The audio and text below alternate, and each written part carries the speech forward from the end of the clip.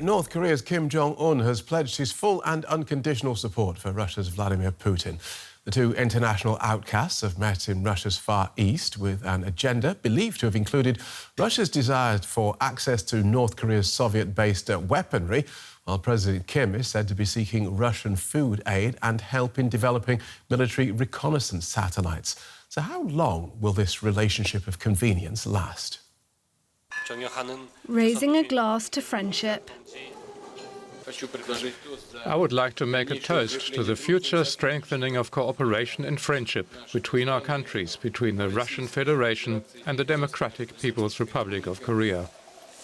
The meeting between North Korean leader Kim Jong Un and Russian President Vladimir Putin was an overture of mutual appreciation.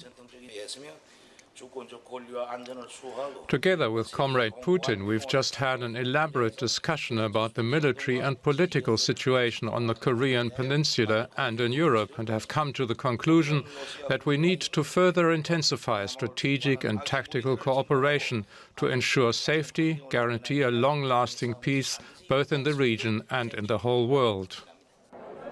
The two leaders are each becoming increasingly isolated on the global stage, but were keen to show that they have each other's back. Kim Jong Un underlined his ongoing support for Russia against what he called the threat of hegemonist forces against its sovereignty. The United States has warned that North Korea could be preparing to supply Russia with military equipment to boost its capabilities in Ukraine. The pair took a tour of Russia's Vostochny Cosmodrome, the country's most important rocket launch center. Analysts believe that North Korea wants Russian advice on how to improve its own rockets and reconnaissance satellites. Russian officials downplayed the fact that the summit could be a cause for concern for other countries. But that will do little to calm Western fears about this flourishing friendship. Let's pick this up with Dr. John Park, who's director of the Harvard Kennedy School's Korea Project. He joins us from Cambridge, Massachusetts. So welcome to DW, Doctor. Let's start with that line from Kim Jong Un, where we need to further intensify strategic and tactical cooperation to ensure safety, guarantee a long-lasting peace both in the region and in the whole world. What do you think that means in concrete terms? Sure. I think that's a really fancy way of saying here are two leaders who are now in a problem-solving relationship. Each party is able to help the other in a very specific and unique way. For example, with Putin and his need for munitions on the battlefield in Ukraine, North Korea, as we've heard, clearly has those munitions in stockpiles and also has production capabilities that can be ramped up potentially too. On the North Korean side of the ledger, Kim has a very specific problem in terms of his SLV program, his Space Launch Vehicle program. We're in the final stages. He has not been able to, after two successive tries at it, to put what they call a military satellite into orbit. And so from that lens, I think it all boils down to the first set of these problems and to see how these two leaders are going to be able to solve them. What doesn't bode well is that if they are able to solve those, what other problems they'll bring into this kind of relationship where they'll seek these solutions and work together in a very cooperative manner. OK, so no word from within these meetings, which I understand have now concluded. So what will you be looking for over the coming weeks and months as a signal of what has been agreed and indeed what may be being delivered? One of the unique things that's happening right now, the United States is releasing intelligence to try to rain on the parade, to try to get the parties involved to rethink what they're about to do or what they're currently doing. So I do think we're going to see the U.S. release information, things along the lines of tracking trains, other types of logistics in moving those munitions from North Korea to Russia. One of the unique things here is that there's no third party or third country entry point. This is directly going to go from North Korea all across the expanse of Russia into the battlefield in Ukraine. The second thing to keep an eye out for is it's pretty clear from a North Korean perspective here. The space launch vehicles are things that by nature are very high profile, things that they can't really conceal. This is an interesting area because as much as North Korea is aspiring to put that military satellite into orbit, Russia helped Iran put their Kayam satellite into orbit in August of 2022, a very similar type of arrangement that Putin and Kim have hammered out in this particular instance as well. So we'll be watching very closely in terms of North Korea's attempt next time with their space launch vehicle and trying to put that military satellite into orbit. You mentioned something in passing which you don't hear a lot about because there's always a lot of focus on the potential for buying weapons and munitions. But you also talked about manufacturing capacity. Just explain what you meant. If you look at it, it's a unique type of relationship. North Korea has all of these capabilities, stockpile as well as the production facilities, because they're from the Soviet Union. And over time, North Korea has certainly innovated and increased their production capacity on their own. But at the end of the day, these are types of molds and blueprints that are rooted and traced back to the Soviet Union. And so from that time period and looking at Russia and what they're using right now, there's a type of symmetry that doesn't really exist with any other country. If North Korea is to increase production in terms of munitions, they're likely to get Russian assistance on that side, but that would be almost like a joint venture. One thing that I think we need to add to the analysis here, less of a arms seller and an arms client type of situation, but very much this type of pragmatic, practical, problem-solving partnership. That's the element that's different here, and that's the element that's quite troubling. Right. And so this relationship of convenience, does Russia have red lines when it comes to cozying up to its new friend? For example, Putin supported UN Security Council sanctions against Pyongyang when it accelerated its nuclear and missile tests in 2016 and 17. So are there conditions? Foreign Minister Lavrov more or less removed the red line. He basically said that those sanctions previously were from a different geopolitical time period. So he's basically saying North Korea and what they're doing with their space launch vehicle program is something that is in a realm that Russia does not see as a violation of sanctions per se. And the fact that Russia helped Iran do that a little over a year ago gives you a sense of this kind of precedent setting. But at the root of all of this is the notion that the two countries are very focused on using their respective capabilities to help the other and have this arrangement so that for the initial set of problems that they have, what other problems that they can entertain in terms of capabilities. One is using cyber capabilities, cyber criminals that both states and regimes have used essentially to steal crypto and have as a revenue generating source. So those are areas that already independently the two countries are doing. If they were to cooperate in this fashion, they could scale up. And that certainly wouldn't be a red line, but what both regimes really need, which are increased revenue streams. You mentioned there that Sergei Lavrov was clear that he doesn't think that this sort of cooperation, this sort of arms exchange would fall foul of UN Security Council resolutions. The rest of the world clearly has other ideas about this. If there is evidence of this happening, where does this leave Russia, which of course is a permanent member of the Security Council? Well, Russia, in close cooperation with China, has been very consistent in blocking any efforts in the UN Security Council to introduce new sanctions resolutions.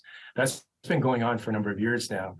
I think the whole part about North Korea's capabilities, enhancing the space launch vehicle, putting a military satellite into orbit. Doing that, though, introduces the opportunity and the possibility of North Korea applying those lessons learned to advancing their intercontinental ballistic missile program as well. That's an area where it could unsettle the balance of power on the Korean Peninsula, the dynamics there, North Korea using those capabilities, testing them in that sense, demonstrating capabilities, as it were. But for Russia here, those type of possibilities don't seem to be a part of the calculation. If anything, the whole idea of how they can build out this practical relationship. Fascinating. Thanks for taking us through that. Dr. John Park from the Harvard Kennedy School's Korea Project. Thank you. Let's take a closer look at this flourishing friendship with John Erath. He's a Senior Policy Director with the Centre for Arms Control and Non-Proliferation. He joins us from Washington. Welcome to DW. Does anybody beyond the two presidents really know what's been discussed or indeed agreed? I'm sure that members of the delegation are aware of specifically what the details of any agreements might be. But as far as I can see, that has not yet been made public. I think, though, that the basic outlines are well known, that there are mutual expressions of support, one to the other, and there is likely some supply of military equipment from North Korea to Russia. Right, so what will you be looking out for in the coming months and years to give you an indication of what's been agreed and what's happening on this deal? We'll be looking to see if there are, in fact, transfers of military equipment from North Korea to Russia. Such equipment is likely to include ammunition, particularly for artillery pieces, anti-tank rockets, and similar items. These are things that North Korea has in great abundance, and they are derived from original Soviet designs, so they're compatible with things that the Russians have and are using. It's significant that this is happening at this time because it's highly embarrassing for Russia, to be completely honest about it. Russia has always prided itself on having a very strong military, and then it is going to a outcast state to acquire more equipment because it is running out. Its war against Ukraine is unsuccessful, and it has a need for fresh supply. And so what does North Korea want in exchange? Well, certainly they want some cash. The system in North Korea is rather impoverished. That's a continuing issue there. But I think also they're looking for military technology, which Russia can potentially supply. There was recently a well-publicized, highly unsuccessful rocket test from the North. Something went catastrophically wrong. Russia can supply missile technology, which is virtually identical to that for space launch.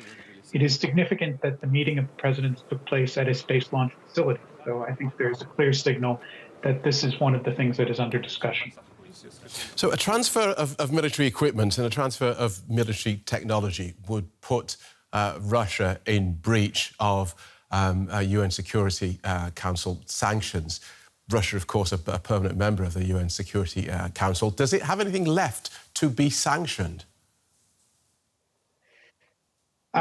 Certainly there are many higher degrees of sanctions that could be placed on Russia. There could be a cutoff of Russia's exports of military equipment and energy. That's what's been sustaining the Russian war thus far. And for very clear reasons, many states have been reluctant to take these kinds of measures against Russia. So this would be an area where perhaps there could be greater sanctions placed, stricter sanctions placed on Russia. Also in the financial services sector. Russia has still been able to use financial transactions and banking services with other countries, and this has helped it support its war effort. These are things that the West could potentially go after. You talked about this being embarrassing for Russia to have to go cap in hand to another pariah state. Do you think this relationship is likely to last beyond its utility? It is very certainly a relationship of convenience. Both sides will benefit from it in the short term.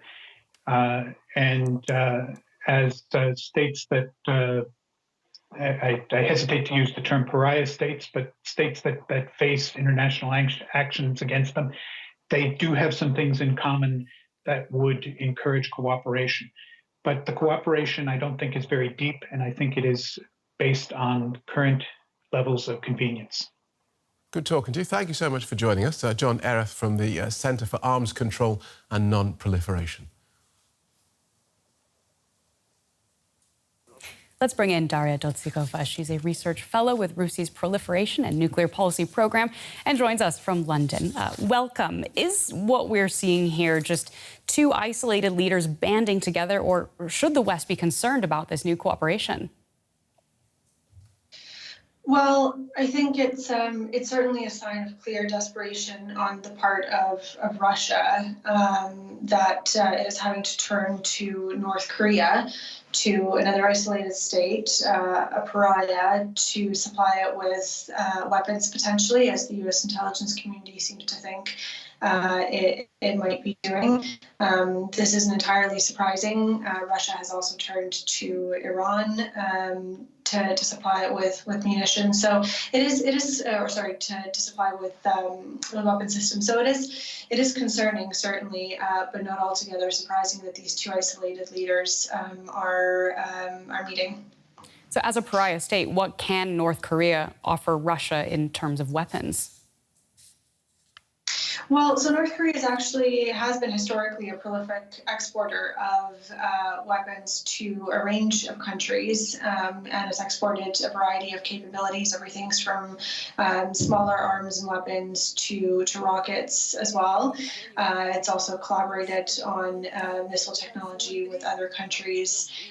So depending on what Russia needs, North Korea might be able to supply that. Again, we don't actually know what the agreement will be, if there will be one. So depending on what Russia's needs are, North Korea might be able to supply those. The other thing to note is that outside of just direct provision of arms or whatever it might be, North Korea might also supply production facilities to backfill some manufacturing capacity for Russia as well. So even if it's not clear what the terms of a deal might look like, do we know what North Korea is asking for? We don't have any sight of that either. There has been some speculation, some reporting on what North Korea might want. I think first and foremost, it's important to say that North Korea is a very heavily sanctioned country. It is under extensive UN sanctions.